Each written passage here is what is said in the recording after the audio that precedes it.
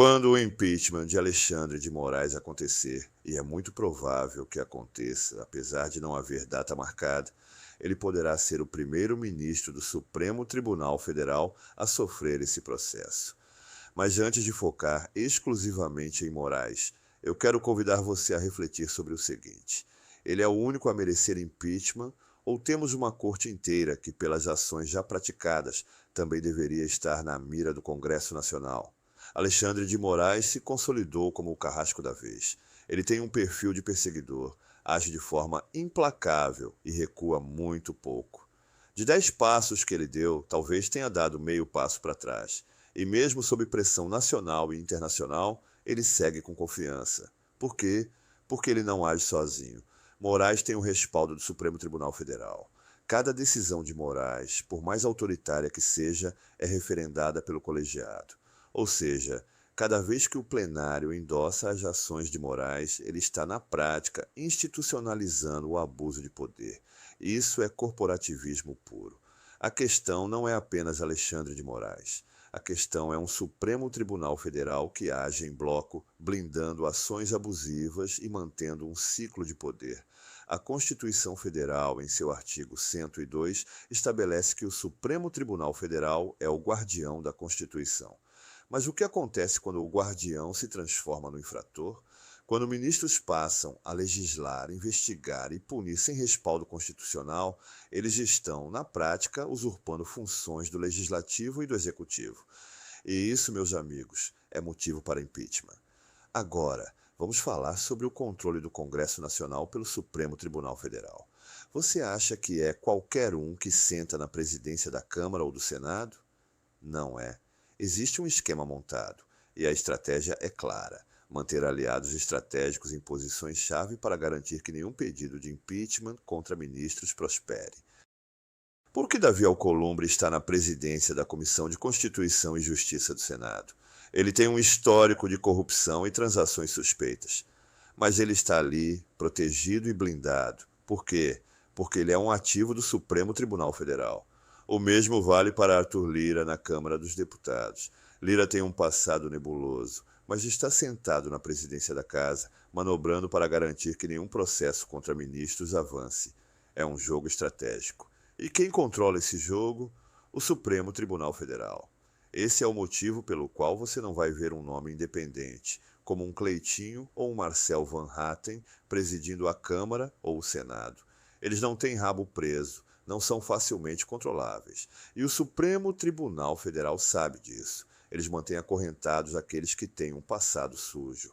Agora vamos falar sobre a ação penal contra a ramagem e a manobra jurídica do Supremo Tribunal Federal.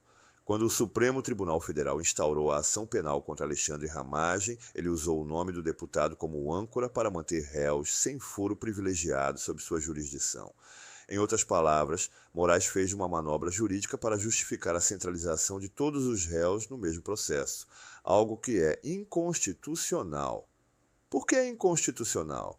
Porque a Constituição Federal é clara. O foro por prerrogativa de função é individual, não coletivo. Mas o Supremo Tribunal Federal manteve todos no mesmo pacote, criando um foro privilegiado por associação. Isso fere o artigo 5º, inciso 53, que assegura que ninguém será processado nem sentenciado senão pela autoridade competente. Então, o que o Congresso fez? A Câmara dos Deputados decidiu sustar a ação penal contra a ramagem, aplicando o parágrafo 3º do artigo 53 da Constituição Federal, que estabelece: recebida a denúncia contra o senador ou deputado por crime ocorrido após a diplomação, o Supremo Tribunal Federal dará ciência à casa respectiva, que poderá, por iniciativa de partido político nela representado e pelo voto da maioria de seus membros, sustar o andamento da ação. E o que é sustar?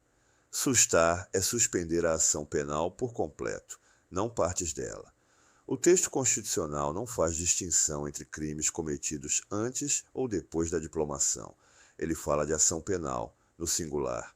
A partir do momento em que a Câmara sustou a ação penal contra a ramagem, a lógica constitucional é clara. Todos os réus sem foro deveriam ser imediatamente remetidos à primeira instância. Mas o que o Supremo Tribunal Federal fez?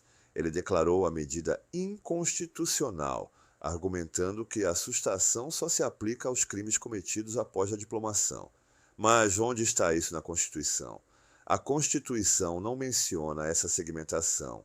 Ela fala de ação penal e a ação penal está no singular.